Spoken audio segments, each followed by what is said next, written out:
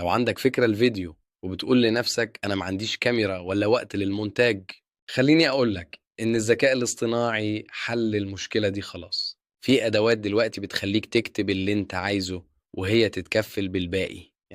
يعني تكتب النص، تختار ستايل الفيديو، والأداة تحوله لفيديو احترافي من غير ما تمسك كاميرا ولا تتعلم برامج معقدة. في أدوات زي بيكتوري وهيجن ولومن 5، كل واحدة ليها ميزة. بيكتوري ممتازة لو عايز تعمل فيديوهات تعليمية أو توضيحية. هيجن بتسمح لك تختار شخص افتراضي يتكلم نيابة عنك بصوتك أو بصوت تاني. ولومن 5 مناسبة لفيديوهات السوشيال ميديا، سريعة وخفيفة. تقدر تجربهم مجانا، وكل اللي محتاجه إنك تكتب سكريبت بسيط. وصدقني، أول فيديو هتعمله هتحس قد إيه الموضوع بقى سهل.